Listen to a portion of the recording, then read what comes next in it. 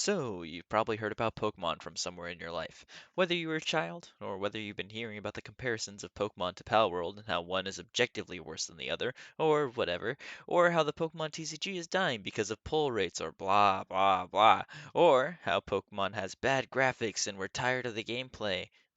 I don't care. I'm here to tell you I essentially don't care about any of that stuff because I really just like the cards, and I want to fill something that I don't typically see talked about, which is each individual set, from base set all the way to the current set, which for English is going to be Paldean Fates, but for Japanese would be Cyber Judge and Wild Force, essentially talking about the sets and what they bring to the table and why you should care about them, why they are known or why they're not known by the wider Pokemon audience. The sets of the Pokemon TCG are vast, but I want to narrow it down to the one that started it all.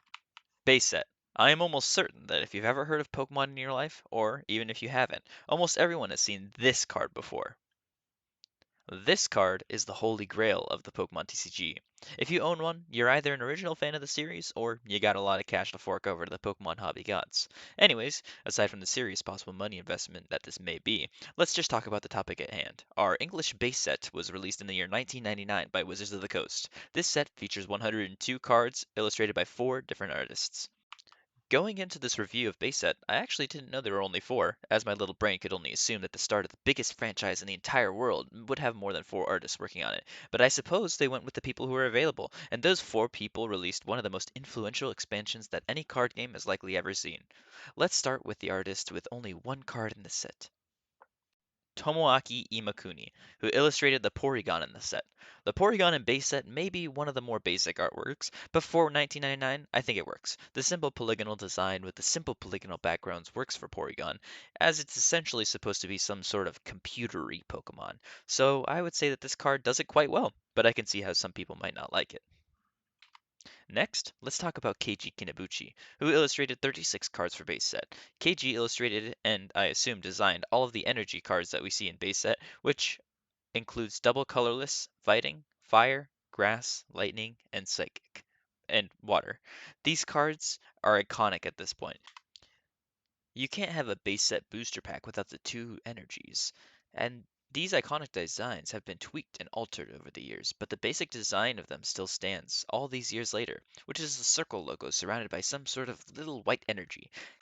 Kinebuchi also worked on 19 of the trainer class cards in base set. Their style is largely similar, 3D artwork with simplistic lines that drape the backgrounds, or checkerboard patterns such as with the evolution spray, or diagonal lines like the computer search card. Mostly simplistic backgrounds with the item or Pokemon on the actual card, such as for the Switch. But let's talk about the actual Pokemon here. They worked on 11 Pokemon, including Voltorb, Staryu, Starmie, Magnemite, Ghastly, Diglett, Kakuna, Haunter, Electrode, Dugtrio, and Magneton. From what I can see, they were commissioned to do certain Pokemon's evolution lines, like Voltorb and Electrode, or Magnemite or Magneton. Their artwork is very simplistic, but not at a fault. At this time and era, which is over 25 years old at this point, the artwork is good. Sometimes focusing on more of the effects of the card, such as the Voltorb or the Magnemite, and sometimes focusing more on the backgrounds, such as with the Ghastly or the Diglett. I feel like compared to the other cards in base set, Kinebuchi's style is pretty distinct when compared to the other artists that worked on the set, but Kinebuchi flows right into our next artist, Ken Sugimori. If you know about Pokemon, you know about Ken Sugimori. Have you ever seen the box art for Red and Blue? Or a lot of the renders of the Pokemon and trainers in existence? Then you've probably seen at least one Ken Sugimori artwork, as he is an actual living legend when it comes to Pokemon artwork in the sphere. Sugimori worked on 46 cards in the base set, which is almost half of the entire set. Sugimori worked on 6 of the trainer cards from base set, being Imposter Professor Oak, Lass, Pokemon Breeder, Pokemon Trader, Bill, and of course, Professor Oak. While the cards are in simple poses mostly, the Pokemon Trader stands with a Farfetch'd, which is pretty cool. Though the poses are basic, that doesn't mean that they're bad. They are the outline for what these trainers will be like for over the next 25 years. And I feel like the same can absolutely be said with the Pokemon themselves. Sugimori illustrated 12 of the 16 holographic cards in the set, which is almost all of them. These include Alakazam, Blastoise, Chansey, Clefairy, Hitmonchan, Machamp, Mewtwo, Nidoking, Ninetales, Poliwrath, Raichu, and Zapdos. For the holographic cards, you can see that the background was mostly a simple color or two, mixed around with the cards to give them a still unique look, but not much else was given to the backgrounds of them. And though the poses are somewhat basic, they are the embodiment of these Pokemon in their most basic and pure form. So many iconic cards that Sugimori illustrated, such as the Mewtwo and the Blastoise, which still stand the test of time. And of course, obviously the other ones do too. But it shows us that Sugimori is more than just a competent artist. A lot of the non-holographic cards by Sugimori have either simplistic backgrounds, such as the Electabuzz, the Jynx, and the Vulpix, or detailed backgrounds that are real-life-esque, such as the Pidgey or the Ponyta. Even the Ivysaur and the Dratini have semi-realistic backgrounds. As well as that, there are ones that are more unique, with either colorful backgrounds or elemental/effect-heavy backgrounds, like Farfetch'd or Magmar. Suffice to say, if the Pokemon TCG didn't have Ken Sugimori, I don't know how far they would have gotten, honestly. Now, we can talk about Mitsuhiro Arita. Other than the Magneton Holo, which was done by Kinabuchi as talked about earlier, all of the other holographic cards were done by Arita, so that's three. The Charizard, the Venusaur, and the Gyarados. These are some of the most iconic cards in base set, and for a very good reason. The pose that Charizard is in is very unique, as we've been looking at artworks of Pokemon in simplistic poses, but none of a Pokemon that has its head down in an effect of breathing fire. I could talk about how influential this card is, but the widespread knowledge of it alone is enough to say a million things about it. I'll just say it's one of the most iconic cards in the TCG, and leave it at that. But even the non-holographic cards done by Arita are all works of art. With unique backgrounds that set every Pokemon apart, it gives them character, puts them in a unique environment where you can see them all in an actual habitat. Illustrated backgrounds that show off the surroundings, or the Pokemon actually doing something, such as the Charmander, which is setting the grass behind it on fire, or the Doduo, who is running in the desert quickly, leaving behind a trail of dust, or even the Machop, who holds an enormous boulder to show off its strength. I could keep going and going. The Squirtle shooting up bubbles on top of a pile of rocks, or the Tangela, whose vines cover the screen, but the vines around it are still discernible, and the Coughing, who's exploding? No, I think he's shooting out gas. Or the Abra sitting down in front of a tree. I feel like Arita really paved the ground for the other artists to push these Pokemon into places they haven't been before, like giving them a purpose or making them do something related to the environment. That idea is invaluable, and the cards that Arita illustrates always show the evolution of the idea of what a Pokemon is and how it would live in the world, surrounded by other Pokemon. Arita has continued illustrating unique and special Pokemon cards, even to this very day, with almost 700 unique cards under his belt. I don't know if he's going anywhere anytime soon, and I'm happy about that, as I really appreciate the work of this artist, and for that fact, all of the artists of the original base set have done for the franchise. This franchise is popular for a really good reason, and it's because they have something special on their hands. No matter what kind of controversy, no matter what kind of quality games or quality whatever, I applaud the illustrators of the Pokemon TCG, and this set proved to me that they really had something special on their hands, even in 1999, that will see many changes and an evolution in the coming years that I will try to discuss. Thank you for listening to me blabber about Pokemon cards. So, I'm back at it again to review another Pokemon set. If you didn't see the last video on base set, then what are you doing? Go watch that before watching this one. It gives you a basic idea of what I'm trying to do here, and I want to try to cover every set, so I had to start somewhere. After base set released in 1999 to critical acclaim, it was only a matter of time before the Pokemon Company released a new set. And while their next set, Jungle, didn't have as many cards as base set, 64 compared to 102, I would still definitely say that it was influential to the success of future Pokemon card sets, as well as introducing a new artist who did most of the cards in the set. But this set also introduced many popular Pokemon from Generation 1, such as the Snorlax, Eevee, and its evolutions. But enough intro. Let's get into Jungle. Even though Jungle doesn't have the Holy Grail that base set has, I would still say that the Snorlax card in this set is iconic in its own right, and Snorlax continues to be one of the most popular and prevalent Pokemon even in most recent times. As an example, the most recent artwork that the Pokemon Company has been showing off has a lot of Snorlax in them. But also, Jungle includes Eevee, which is one of the most popular Pokemon out there, with hundreds and hundreds of cards. Me personally, I like Eevee more than Pikachu, but hey, that's just me.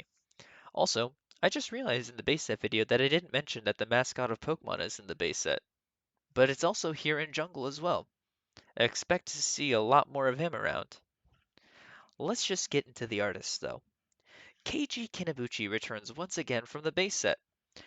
This time, they only worked on 5 cards, as opposed to the 36 that they did in the base set. but that's probably because there are way less trainer cards in Jungle. Since they didn't do nearly as many cards in the set, I can more closely analyze the ones that they did do. Compared to the ones that Kinabuchi did in base set, for some reason I feel these are a bit better when it comes to effects and liveliness of the Pokemon. For example, the Pokeball looks a lot more detailed with effects shooting off from it. The Oddish is looking around in a field of grass. The Gloom looks straightforward as it stands on a tree stump in some sort of forest. And then there's the Vileplume, which is just sort of standing there in front of a weird green background. My idea is that this is because they probably just did the hollow pattern and turned it into a non-hollow, which looks a little less dynamic, but at least it's still a decent looking Vileplume, I guess. But I still appreciate the cool little 3D Pokemon artwork that Kinabuchi did for this set, and it's nice to see them still doing artwork at this stage. Now, let's move to Ken Sugimori again. As he did do a lot of cards for the previous set, he also did a few for this set, 17 compared to 46 in the base set, which is significantly less. But also, like I said for Kinabuchi, there are significantly less trainer cards in this set, so that most likely adds to the amount of total cards. The holographic cards that Sugimori worked on here were the Mr. Mime, Nidoqueen, Scyther, Snorlax, Venomoth, and the Victory Bell. All of these holographic cards follow similar patterns to the ones in base set, but I did notice something while looking at the holographics. Something different from Jungle to base set is that a lot of the holographics got non-holo versions as well. So the backgrounds that Sugimori created for the non-holo versions of the cards carry over to the holographic cards. For example, the Venomoth has a nice field in the background, and the same field can faintly be seen in the background of the holographic card. It might be easier to see on the Nidoqueen, actually. You can clearly see the color distinction that shows the field and the trees as the different parts of the holo card.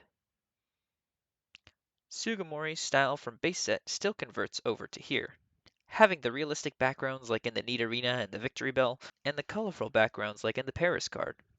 Another notable card in this set that Sugimori did would be the Pikachu, which is pretty cool, and I can't really say whether I prefer the one from Jungle or the one from base set.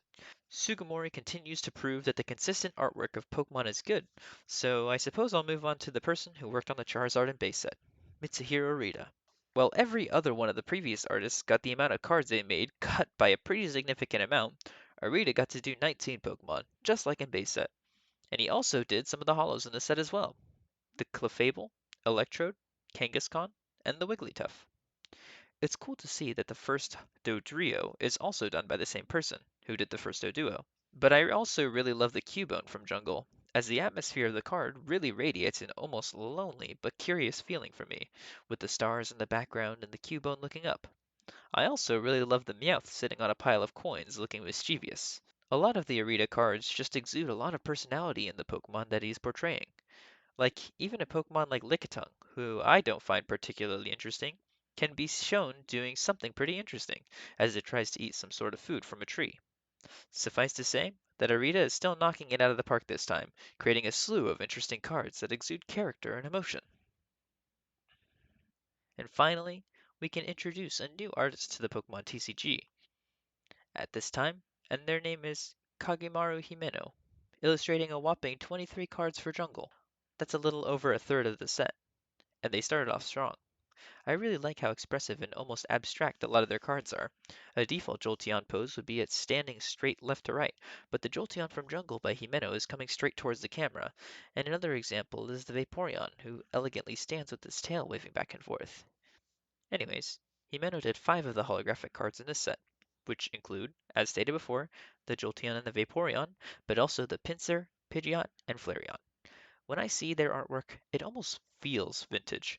It looks like old artwork, but it scratches that itch that some vintage cards give me, in a simple, special way that's just unique. Cards like the Weepinbell drooling hanging off a branch, or the Eevee bounding in a flower field, or the Tauros inside of some sort of pet pen, or the Sea King in a coral reef, the Persian laying by a colorful pink tree, or the Executor laying by a palm tree while the sun sets, a vibrant and deep orange. I really enjoy looking at the thick outlines with the dynamic and flowy kinds of Pokemon that they were able to do. I'll try to include some kind of slideshow to show off some of the artwork, but I'm really impressed with Himeno's introduction to the Pokemon TCG. Himeno currently has 653 cards, which is almost gaining on Arita. It makes me happy to see a talented artist still working on the Pokemon TCG all these years later. And that's Jungle, a monumental set for the Pokemon TCG that introduced the card game world to Eevee, Snorlax, and many other special Pokemon from Generation 1. Also, looking at the prices for the cards in the set, if you aren't upset by picking damaged cards up, the full complete Jungle set will set you back around $85 to $90, which honestly isn't that bad at all. Considering the fact that just buying a single damaged base set Charizard will set you back around that much. Also, considering that a lot of modern sets can cost you up to hundreds and hundreds of dollars, $90 seems kinda like a steal.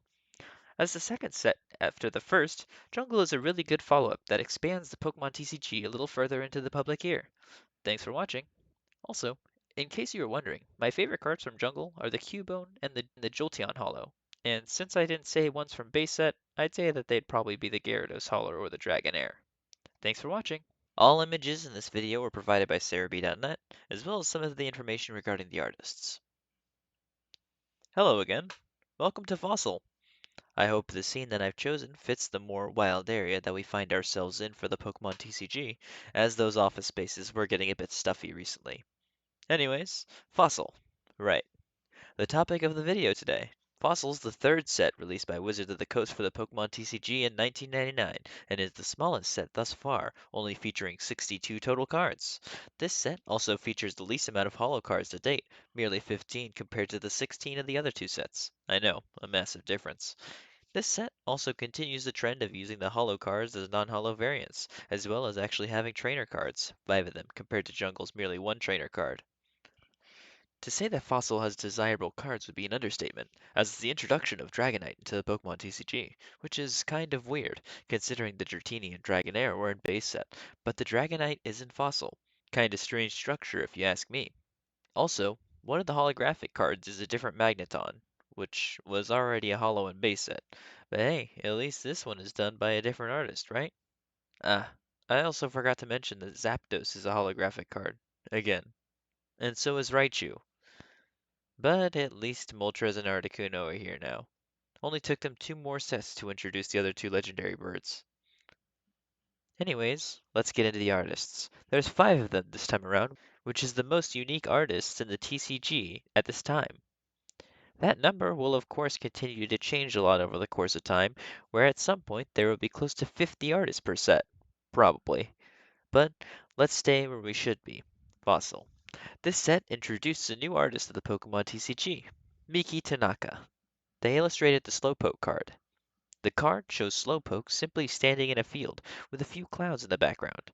For a first card, it's definitely discernible from the other artists, as none of the other artists previously have had a style like this before. Maybe you could say that Tomoaki and their Porygon card is kinda similar, but that one was 3D and the Slowpoke is 2D. So though they are both simplistic, they are completely different. It's something that stands out from the rest of the Fossil set, that's for sure. Hopefully, we'll see a lot more of their artwork in the future. Spoiler alert, we definitely will. Despite only illustrating 8 cards for Fossil, Keiji Kinabuchi returns for some more cards. As the trainers are quote-unquote back, Kinabuchi illustrated 4 of the 5 trainers in Fossil: the Energy Search, Gambler, Recycle, and the Mysterious Fossil. And considering the fact that there are only a handful of trainers in Fossil, the 4 that Kinabuchi did are all extremely distinct and unique. Good job, Kinabuchi. The recycle is just, like, sad. It has a beat-up Jigglypuff being held up by a crane, which is, like, messed up or something. The energy recycle has some kind of robotic hand in it that has no representation in any of the rest of the Pokemon TCG to my knowledge. And the mysterious fossil relates to the new fossil Pokemon introduced in the set, which is quite surprising, I know. But the gambler really is just a pair of dice on some sort of gambling game table. But they're all very visually distinct and a good use of 3D graphics and effects, especially for 1999. And now, let's talk about Pokemon, which Kinabuchi technically did 4, but they're just the Gengar and the Ditto Hollows and non-Hollows. So they're essentially both the same in either version, but, just non-Hollow or Hollow versions. Though the Gengar is really just a basic 3D model, I still really love the design of it. It makes Gengar look pretty menacing, while also being at an angle where he's not just standing straight on. And now you can have a full Kinabuchi Ghastly line. if you wanted to, as they did the Ghastly and the Haunter from base set, which is pretty cool. The other Pokemon they did was Ditto, which is the first appearance of Ditto in the Pokemon TCG. Same with Gengar, where he's just kind of weirdly standing there in front of a checkerboard pattern, which is a little less striking and a little less exciting than the Gengar, but he's still goopy and reflective, so that's a positive for the Ditto fans out there. Next, let's talk about Ken Sugimori. If you've seen my other two videos, which I'm gonna assume that you have, and I recommend that you do, but if you haven't, Sugimori is one of the most iconic artists in the Pokemon in general. So, to no surprise that he got 18 cards in this set, which is one more card than he got in Jungle. That's probably because he did one of the 5 trainer cards in the set, being Mr. Fuji, which I'm pretty sure I've owned at some point in my life, though I have no idea where it is, unfortunately. But Sugimori worked on 6 of the holographic cards from the set, being the Haunter, Hitmonlee, Hypno, Kabutops, and the Lapras. Oh, and the Magneton as well. These cards are the debut of Kabutops, Hypno, Hitmonlee, and Lapras into the Pokemon TCG, and I think that these cards do a pretty dang good showing off what it is that's so interesting about these Pokemon. The Hitmonlee is kicking, which is pretty much the Pokemon's main thing, kicking and jumping. The Hypno displays his pendulum while menacingly standing behind it as if using it for protection. The Kabutops primes its scythes as it looks forward, which is admittedly pretty basic, but Kabutops looks primed and ready for battle. The Lapras has its mouth open and its fins spread out in different directions. I know for sure that I have this card personally, so I might have to find it for this video. Let's not glaze over the Haunter though, which poses its ghostly hands out. It looks completely different from the Haunter from base set, and it even gets its own holo in Fossil. The Magneton card is cool, too, I guess. I mean, it's just Magneton posing a bit. Hey, I swear, I'm not a Magneton hater, but I just think that it's the least interesting holo in the set because Magneton already got a holographic card. Sugimori continues on with the background that he's been using for the past few sets. Colorful backgrounds like for the Seadra and the Amistar, and the realistic backgrounds for the Lapras and the Arbok, which is a card I personally really like as I'm a big fan of Arbok. Something that I noticed is that for the Hitmonlee, Kabutops, and the Haunter, the backgrounds are multi-changing and textured layered colors, which I assume is done sort of to enhance the holo pattern on the cards. As you can see, the layered colors on the Kabutops almost make it look like there are multiple colors all over the place in the holo. I'm still happy to see Sugimori illustrate cards for the TCG, and it's nice to see that the holographic cards by him were allowed to be a bit more dynamic in showing what the Pokemon are actually doing.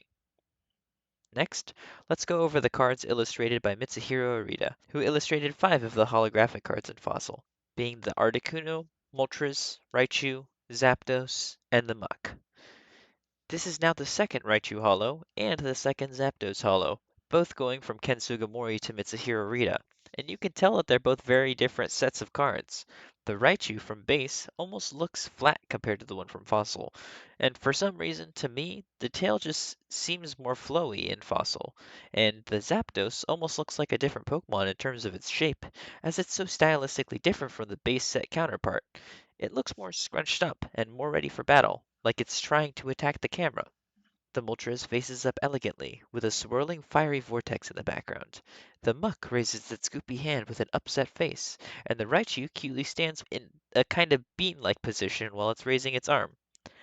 The more common and uncommon cards I see from Rita, I see the sort of style that it's starting to form, where the cards keep feeling realer and realer, in the sense that the Pokemon feel alive in the environment that they're living in and almost breathing in.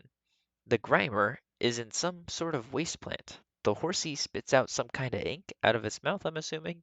The Krabby looks forward into the distance, but that distance can only be left to our imaginations, and the Magmar stands alone in some sort of volcanic setting, as shades of color shift onto it. Arita continues to improve as an artist as he builds his portfolio of cards every set that releases, and I'm always happy to see and review his cards. Next, let's talk about the second newest kid on the block, Kagemaru Himeno, who illustrated 18 cards, same as Ken Sugimori. They only did 2 of the holographic cards in the set, but one of them is the most expensive and sought after card in the set, the Dragonite. The other one is Aerodactyl, which looks very menacing in its own right, but the Dragonite is posed up to be very cute, which I think is the main intention of Dragonite. It's a subversion of expectations. It's a super cool dragon, but it's not a menacing dragon. It's just designed to be more cutesy by nature.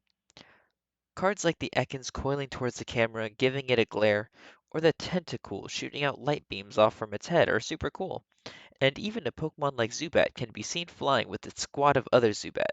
The Omanyte can be seen in front of some sort of ruins, and the Tentacruel expands on the light idea from the Tentacool by shooting it out all over the place from the middle of the card. The Slowbro is also really cool, with the green and the yellow bouncing off its bright pink skin. I'm still really impressed by this artist, which is obviously a very good thing, and I hope to see more cards from them in the future.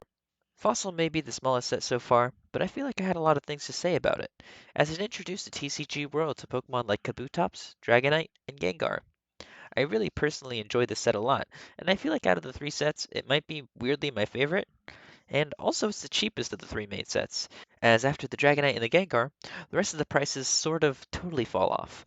For a full set of Fossil with damaged cards, you're looking at about $81 to $82, which still is actually not that bad to complete a set of very vintage cards. When it comes to my favorite cards from Fossil, I would have to say that the Moltres Holo, Dragonite Holo, Arbok, and the Krabby Common card are my favorites. Hello again. I'm back at it again to review another set from the Wizards of the Coast era of the Pokemon card game.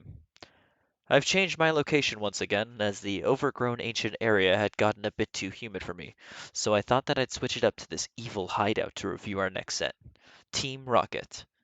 If base set, jungle, and fossil were the introductions to the Pokemon TCG, which showed off some simplistic but beautiful cards, Rocket takes all of that and amplifies it by like a million, as well as having a ton of new evil versions of pre-existing Pokemon, labeled Dark Pokemon. It is also the first set ever to include a secret rare card, which is exceeding the number of the cards in the set list. This set is also the second biggest set at this point, around 20 cards behind the base set, but even being around 20 cards behind the base set, Pokemon TCG this time has introduced 4 new artists in one set alone, along with their previous artists showing off some of the most gorgeous cards of this era so far. This is also the third set now to use the holo cards as non-holo variants, which really just proves how many unique artists they were able to squeeze into this set. I really don't think that there is a single holographic card in this set that I dislike, and this is also the first appearance of the holographic trainer class cards. Before, sometimes they would make certain trainer cards rare cards, ruining that chance for a holo for a computer search. But this set launched some holographic trainers to give them more flair. Man, I can barely hold my excitement, so let's just move on to the artists that worked on the set. First, we have to talk about Takumi Akabane, which is a name that I've not even heard about, even with my extensive knowledge of the Pokemon TCG. I mean, I have cards littering my room even as I write the script, but let's stay on the topic here. Akabane has worked on 2 cards, the Rainbow Energy and the Rainbow Energy. So pretty much Akabane just worked on one card that they made 2 different versions of. The card is at least somewhat interesting, showcasing a circle with a black ring around it and many colors trapped inside the circle, and those same colors surrounding the card as they protrude in overlapping ovals. The holographic version of the card shows that the outside ovals are a lot less prevalent, but you can still kinda see them. I wish I owned a copy of this card to actually see what it looks like, but it's a cool card to start with. Next, let's move on to Keiji Kinabuchi, who illustrated 3 cards for the Team Rocket set, the Porygon, Full Heal Energy, and the Potion Energy. While the Full Heal Energy and Potion Energy are essentially the same card, with the Full Heal showing a syringe connecting to a colorless energy, and the Potion Energy showing off a potion connecting to a colorless energy, the Porygon seems to be coming out of a little box, which I find cute, and I think it might be my favorite Kinabuchi card thus far. I just feel like this one has a little bit more character to it than the ones from the other sets, and I really enjoy it. Suffice to say that Kinabuchi is still going strong in the Pokemon TCG, and I'm still enjoying the actual Pokemon cards that they create. Next, let's move on to Miki Tanaka, who did the Slowpoke in the last set as their debut card, and next, they get their own holographic card, being the Dark Magneton. Miki Tanaka also worked on the same Magneton but in a non-holo format, and the Magnemite from Team Rocket, which I actually do own myself. I really like Tanaka's simple style here, especially in the Dark Magneton, where it shows off some sort of shadowy Team Rocket grunt standing in the background, almost in an attempt to give the Magneton orders.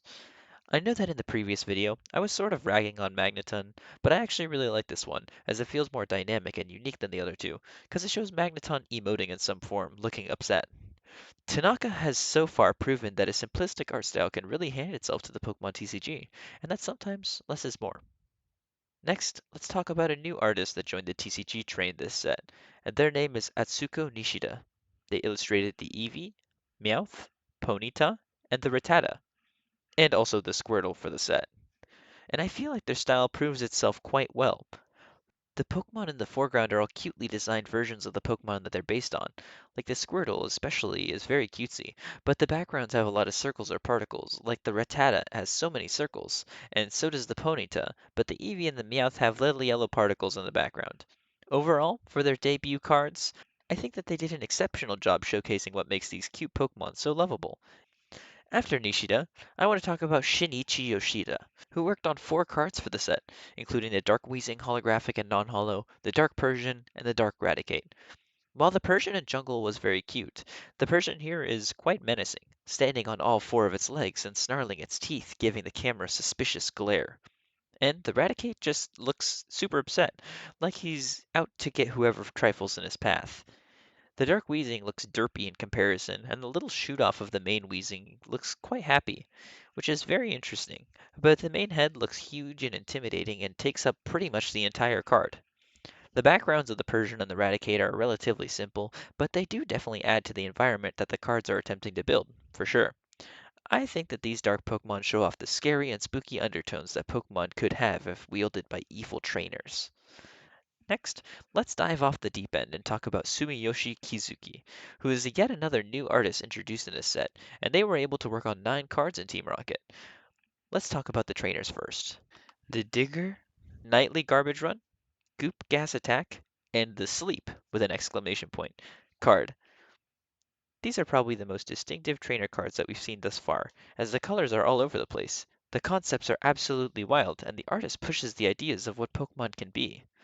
The Digger card, which seems to be a very gimmicky card, but the artwork is actually pretty cool, with the Doduo shouting, maybe, coming up from a hole, and some sort of machine destroying the holes around the Doduo. The Nightly Garbage Run shows some sort of machine grabbing things off the street. Again, some sort of spooky machine that snags stuff up. The colors in the card are really cool though. It's like eye candy almost. I genuinely don't know what the Goop Gas Attack even is, but it's a pretty cool card. Like some guy spewing goop and gas everywhere, but I don't know the motives or anything, so it's just confusing and I don't particularly understand it very well. And finally for trainers, the sleep with an exclamation point, which shows a sleepy Snorlax with a bunch more machines trying to grab the Snorlax or pick it up. I really don't understand a lot of these trainer cards, but they're super cool and they're really unique from what we've seen in the past sets. Moving on to the Pokemon. The Slowpoke can be seen sitting on a little log, floating down a river. The Mankey can be seen running, or just posing and winking while looking up.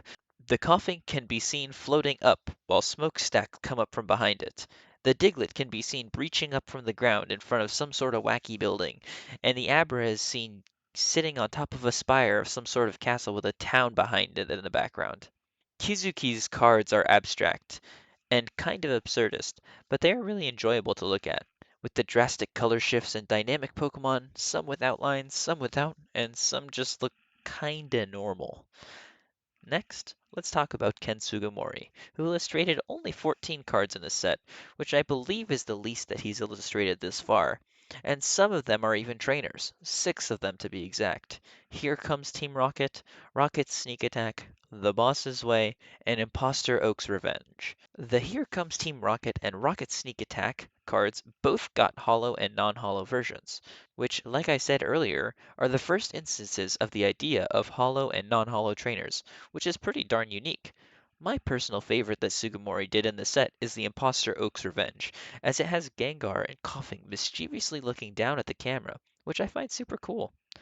As for the Pokemon that Sugimori did, it would be a disappointment not to mention one of the most iconic holo cards from the whole Wizards of the Coast era, which would be the Dark Charizard, which is very imposing and menacing, as Charizard looks back at the camera evilly. The Dark Alakazam is really cool too, but it is less dynamic than the Charizard is. But that's not necessarily a bad thing, I suppose. The Dark Electrode shows Electrode in some sort of city, just floating around and chillin'. And the Ekans look straight up derpy, very different from the one in Fossil. Sugimori is still a wonderful artist who provided the set with the most expensive card in this set, currently sitting about a roughly $40 card for just the completely damaged version of the unlimited print, which is still quite respectable. Let's move on to Kagemaru Himeno, who illustrated 22 cards this time around, which is a pretty big chunk of the set, roughly a fourth of it. This time around, they did one of the trainer cards in this set, which is the challenge with an exclamation point card. Something I find funny about this card is that the muck is in the exact same pose that the muck in this same set is in. Overall, for a first trainer card, this one is pretty striking. With a pleasant green background behind the Pokemon, Himeno worked on 4 of the holographic cards for Team Rocket: the Dark Dug Trio, Dark Gyarados, Dark Hypno, and the Dark Vileplume. Overall, I feel like these holo cards are super strong renditions of these Pokemon that make them feel more stylized and emotive than they've ever been before. I feel like I almost like the non-holo versions of these cards more. As for the Doug Trio, you can see a home that the Doug Trio is busting into. The Hypno has eyes behind it as it swings its pendulum in front of it, and the Gyarados has tiny little details in the background that are really cool. I absolutely adore the Grimer that's trying to come out from the sewer, and the really cute Dratini that's slithering along, or the super stylized Charmander who's breathing fire, or the Dark Rapidash with a swirling fiery inferno behind it, the Dark Dragonair with crystals and lightning flaring behind it. Every single one of the cards that Himeno did in the set just have something to say about them. And overall, I feel like Himeno is really refining their style in every set, and it's just nice to see more of their artwork in every single set that they're a part of. Finally, let's cover Mitsuhiro Rita. I'm always happy to see his artwork in a set, and this time he was commissioned to illustrate 21 total cards, including 6 of the main holo cards, and as well as the secret rare of the set. The holos are Dark Blastoise, Dark Arbok, Dark Dragonite, Dark Golbat, Dark Machamp, and the Dark Slowbro.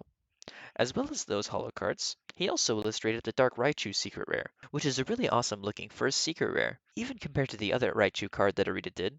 The Dark Raichu is extremely dynamic, jumping towards the camera and evilly smiling with electricity crackling around it and extremely vibrant colors in the background.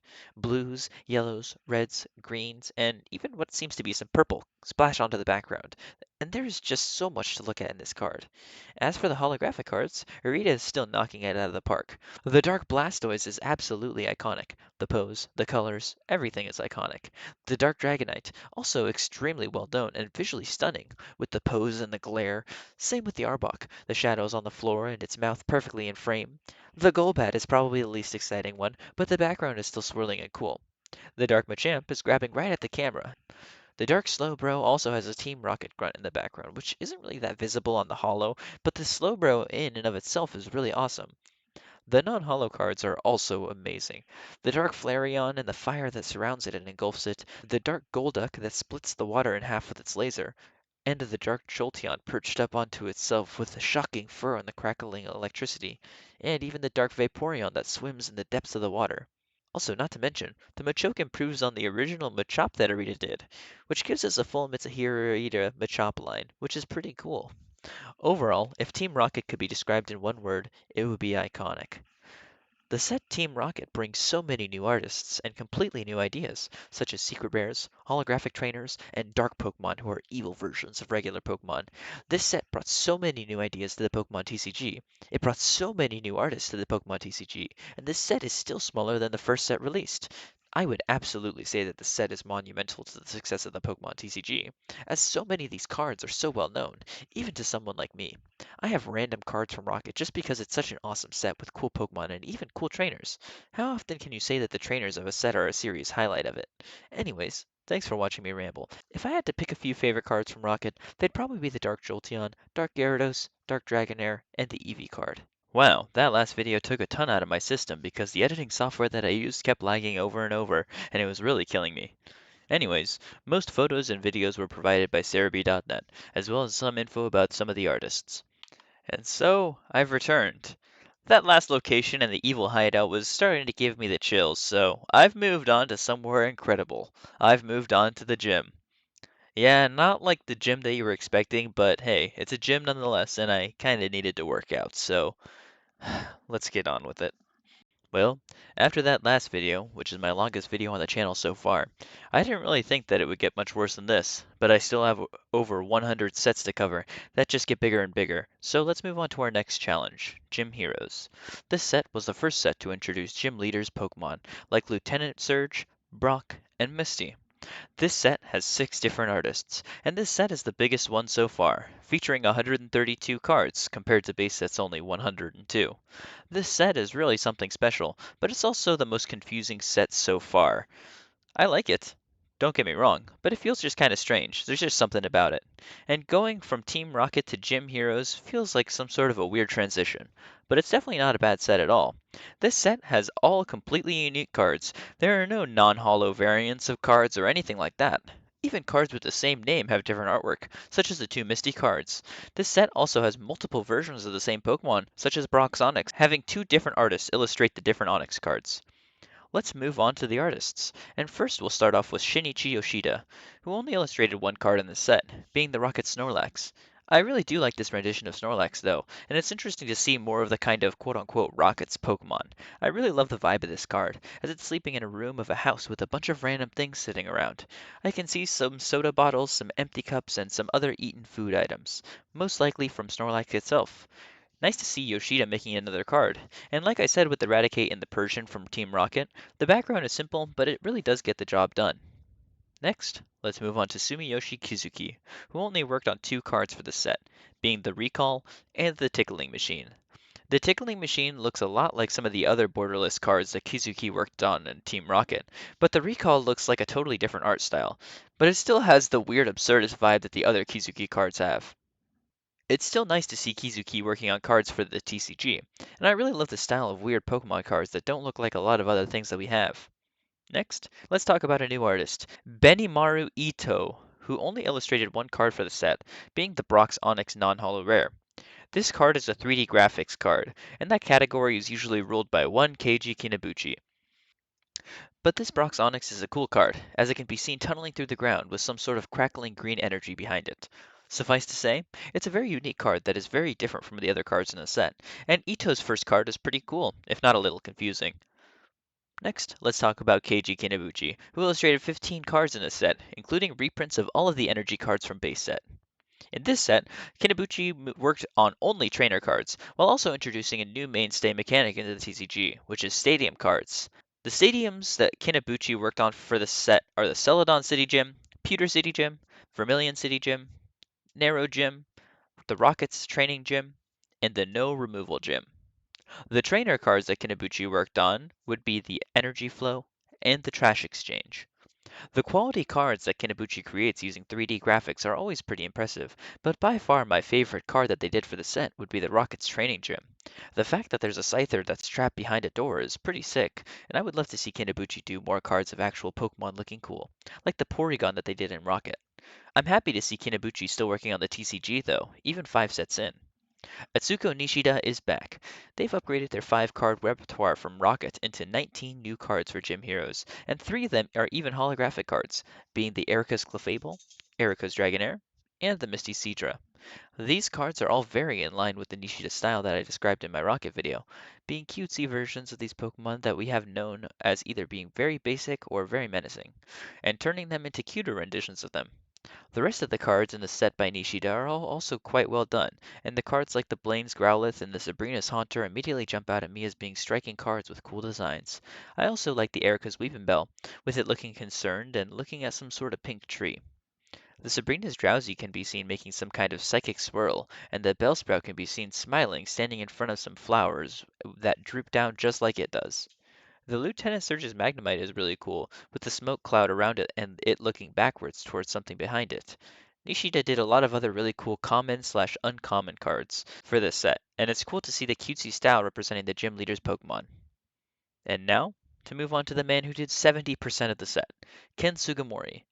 I know that in the past I've said that Sugimori's poses were quite basic, but a lot of the cards in this set, I think, are actually quite amazing when it comes to Sugimori's style, and I think that he's gone above and beyond when it comes to cards that he worked on. For example, I quite enjoy all 16 of the holographic cards that he worked on in the set, which would be the Blaine's Moltres, Brock's Rhydon, Erica's Vileplume, Lieutenant Surge's Electabuzz, Lieutenant Surge's Fearow, Lieutenant Surge's Magneton, Misty's Tentacruel, Rocket's Hitmonchan, Rocket's Moltres, Rocket's Scyther, Sabrina's Gengar, Brock, Erica, Lieutenant Surge, Misty, and the Rocket's Trap. While all the gym leaders stand in their default render poses with their badge behind them, which is admittedly pretty cool, the Rocket's Trap shows some Team Rocket grunts looking like they're going to attack or rob someone, as that's just what they are typically doing. When it comes to the Pokemon, though, Sugimori illustrated the top three most expensive cards in the set, being the Sabrina's Gengar, Blaine's Moltres, and the Rocket Scyther, which are all exceptional cards, the Scyther being one of the more dynamic cards we've seen in that Pokemon. But I also quite like the Lieutenant Surge's Electabuzz, as it takes up a really good chunk of the card, as it angrily stares with one of its fists raised and electricity crackling around behind it.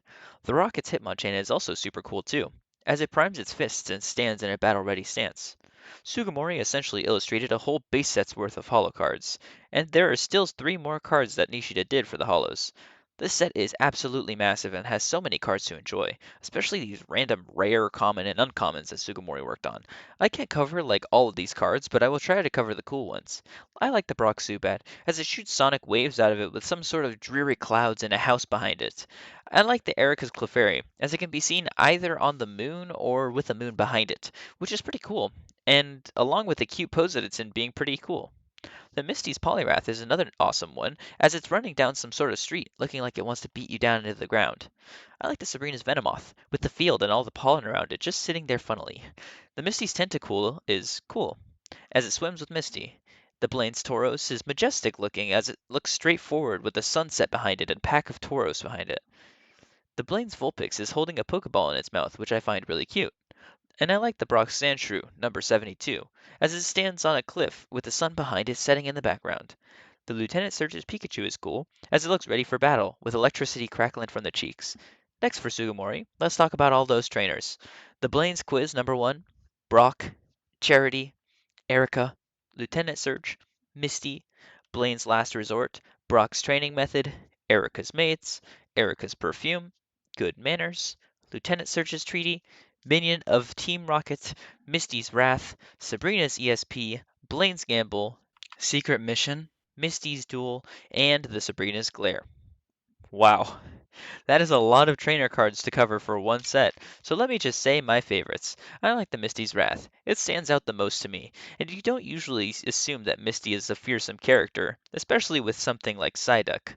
But the card is cool, as Misty looks down and the fiery red background stands out behind the little white outline around Misty's body. I like the Brock's training method as well, as he tries to teach Onyx some sort of trick or he's just trying to feed it. I like those cards where the trainer can be seen with some sort of Pokemon on it, or training, or hanging out, or anything like that. I also like the Blaine's Last Resort, as the colors are really quite striking, with Blaine posing in desperation.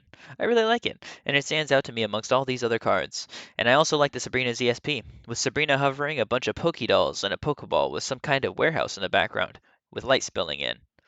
Overall, Sugimori had almost single-handedly created this set that we call Gym Heroes, with help from other very talented artists, and they came together to create an enormous, giant set with some really special cards in it that stand the test of time. And I think people overall still really like the idea of Gym Leader's Pokemon being featured, and so do I. So I'm happy to see that the early Pokemon company decided to go with ideas like this so early. Also, checking the dates that the set's been released. Apparently, I didn't check this before, but Team Rocket came out a day before my birthday, which is pretty cool. But this one came out August 14th, 2000. I really like this set a lot, as the cards in it are just cool for being vintage alone, but combined with the idea of the gym leader and Team Rocket's trusty Pokemon, it opens up the door for the Pokemon to have more personality than ever before. If you want to collect an entire set of this one, though, it'll set you back a pretty penny, at least a few $100s, as a lot of the random uncommon cards are around $3 each, which adds up pretty darn quickly. If I had to pick a few favorite cards from the set, I would say that I really enjoy the Lieutenant Surge's Magnemite, Rocket Scyther, Rocket Snorlax, and the Team Rocket's Training Gym, as well as the Erica's Dragonair holographic. Overall, Gym Heroes is a monumental set that pushes the Pokemon TCG further into the future, with some really stunning artworks by the crew over at the TCG. Ha! I did it. I completed my review of Gym Heroes. I hope there's not another Gym series set composed mainly of the same artist again, because that was an enormous set. Oh, wait. There is another one. One that has another 132 cards in it for me to review. Wonderful. Some images provided by Cerebi.net, as well as some information for some of the artists. The gym ended up tiring me out too much, and I think I need to move on to somewhere new. Yes, I understand going to a fast food place completely ruins the point of going to the gym, but I got hungry, so deal with it. Yes, I'm back for another enormous set, being Gym Challenge. There are many cards in this set that I really quite enjoy, even some more than Gym Heroes, but overall, this set gives me so many vibes that are similar to Gym Heroes, and like I said with the Gym Heroes video, Gym Challenge also feels quite weird. There's just something about a lot of the cards looking sort of like renders that's kinda off-putting to me. Now listen, I have absolutely no qualms with Sugimori or his style, but one thing that I adore about Pokemon cards is giving the opportunity for these Pokemon to be taken out of these situations where they do look pretty default to give us something that makes me feel ways based on the cards printed. Sugimori isn't bad at this, though. There are a lot of cards in the set by Sugimori that I actually do quite like a lot. But I think that it's just a little personal gripe of going through all these sets and seeing a lot of similar artwork. But like I said, it's not bad, and Sugimori is a really amazing artist. Anyways, speaking artwork, let's move on to the artists. Starting with Shinichi Yoshida, doing two cards for Gym Challenge, being the Rocket Zapdos and the Rocket's Mewtwo. And seriously, these two might be my very favorite cards from the entire set. Not to mention the fact that the Rocket's Mewtwo is a slimmer holographic border, which is the first instance of the border or anything like that for these cards changing in something revolutionary in and of itself. But the Rocket Zapdos is also really beautiful. With the lightning shooting out from the Zapdos, it just looks really menacing, and I'm really happy to see cards like these make me feel a certain way about a Pokemon or a card. Like these cards make these Pokemon really feel menacing, and I commend Yoshida for delivering in these cards. Well, looks like I'm introducing a new artist to the set, Hikaru Koike, who worked on the Max Revive card, which is actually really cool. It looks like a 3D card, but the shine and the spikes on the Max Revive with the hands poking out from either side is actually really dope. I really like this artwork a lot actually. But they just worked on this one card for the set, so I think I'll move on to the next artist, who is Sumiyoshi Kizuki. I'm so happy to see them back to do one card for the set, the Koga's Ninja Trick, which is super awesome. It has Golbat on it, jumping out of some sort of scroll. I don't really know, but the effects of the smoke along with the checkerboard pattern is super cool, and I really like this one. Next, let's talk about Atsuko Nishida, who worked on 12 cards for the set. They weren't able to do any holographics for this set, but I do like the cards that they did do. I like the Erica's Clefairy that sits on a petal field sleeping. I like the Giovanni's Meowth that holds one of the coins looking back at the camera menacingly. I like the Coca's Pidgey with its wings spread out flying in front of the clouds. I like the Blaine's Mankey trying to grab some kind of fruit from a tree. And I really like the Sabrina's Ghastly, with the spectral gas floating around it and the purple and green background. Nishida's artwork is really quite cute, but you can see how much they really try to give these guys personality, which I find very admirable. I like Nishida's artwork a lot. It's very cute. And I think a really big thing about Pokemon as a franchise is that these little guys are really supposed to be cute. So Nishida does a really good job conveying that. Next, let's talk about Keiji Kinabuchi, working on 16 cards for Gym Challenge, reprinting the 6 energies from base set again. So that means that Kinabuchi only really worked on 10 cards, and they're all trainer cards, being the new stadiums and the actual trainer class cards, which means that yet again, Kinabuchi doesn't get their own Pokemon, which is a shame because I really like it when Kinabuchi actually portrays Pokemon with his newer style. Anyways, Kinabuchi worked on some stadiums, which would be the Chaos Gym, the Resistance Gym, Cinnabar City Gym, Fuchsia City Gym, Rocket's Minefield Gym, Saffron City Gym, Viridian City Gym, and the trainers that Kinabuchi did were the Transparent Walls, Warp Point, and the Master Ball. I like the trainers that Kinabuchi did for this set, especially the Transparent Walls, which shows a Weezing that's hiding behind some hidden squares. I'm happy to see the Kinabuchi artwork still. The more that I see him working on the sets, the more that I enjoy the sets, as the old 3D style was really revolutionary, and it's nice to see someone like this working on the TCG at the point of Gym Challenge. Now, we can move on to the main contributor of this entire set, which is, yet again, Ken Sugimori. Sugimori worked on 100 cards in this set, which is most of the entire set, once again. But a lot of these cards I do like a lot. I know I had my things to say at the beginning of the video, but I feel like that whole point only really shows up later in the TCG. But let's just stay here. Sugimori worked on 18 of the 20 holographic cards in Gym Challenge. He worked on the Blaine's Arcanine, Blaine's Charizard, Brock's Ninetales, Erica's Venusaur, Giovanni's Gyarados, Giovanni's Machamp, Giovanni's Nidoking, Giovanni's Persian, Koga's Beedrill, Koga's Ditto, Lieutenant Surge's Raichu, Misty's Golduck, Misty's Gyarados, Sabrina's Alakazam, Blaine, Giovanni, Koga, and Sabrina. These holo cards are admittedly really cool. I mean, the Blaine's Charizard is super well known for a reason. Also, by the way, I don't know if you've noticed the pattern yet, but if it's Charizard, just assume it'll be the most expensive card in the set automatically. This pattern works for almost every single set ever printed with Charizard in it. Anyways, I really like the Giovanni's Machamp, with it rushing right towards the camera with some particles oozing off of it. I like the Giovanni's Nidoking a lot, with it looking extremely menacing and downright evil, with its head down slumped over. And I really like the Koga's Beedrill. I think that I have a bias because Beedrill is one of my favorite Pokemon, but the framing of the Beedrill hanging off and to the right, with its stinger and head looking straight up, is actually really appealing to me. The Koga's Ditto is cool too. A very large Ditto that takes up a lot of space and is derpy and textured in just the right ways. And the Misty's Gyarados looks very imposing and aggressive, fitting its entire body into the card, somehow. The Sabrina's Alakazam is also really cool, with the spoons connecting energy between them as Alakazam looks forward. To cover some of the regular Pokemon that Sugimori did in the set would be the Koga's Arbok, which looks cute standing in front of some moss, the Koga's Muck, which has its goopy arms out and the camera looking down onto it.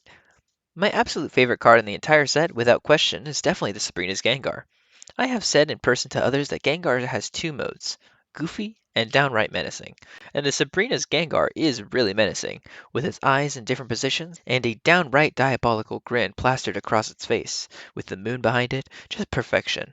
The Lieutenant Surge's Eevee is also quite cute, as its tail flows behind it, but the background is a little basic for my tastes.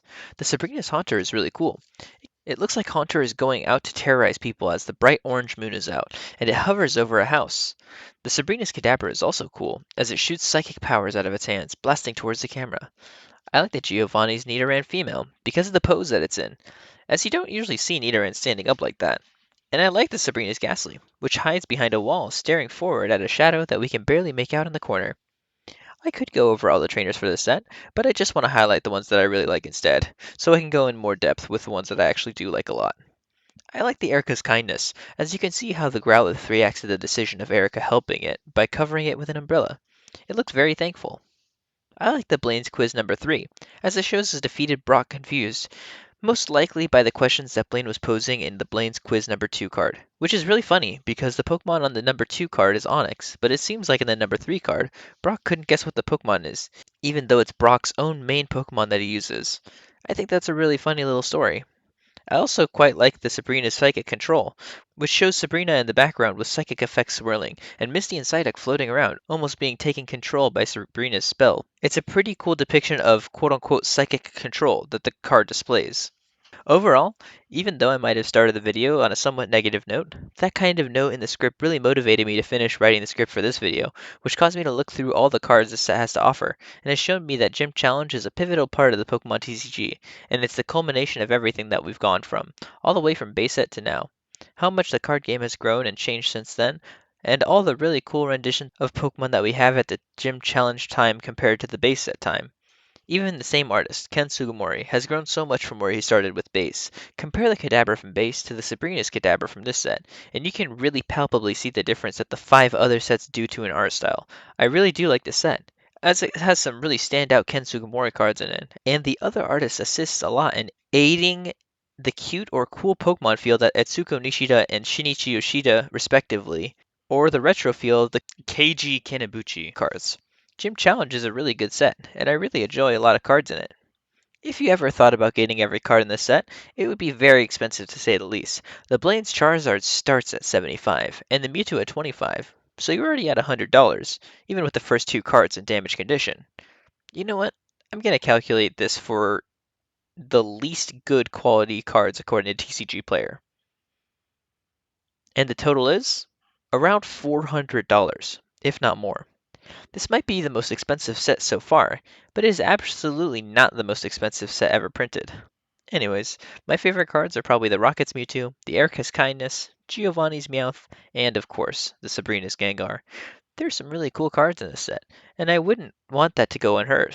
Anyways, as always, thank you for watching, and see you in the next set, Neogenesis. Bye now.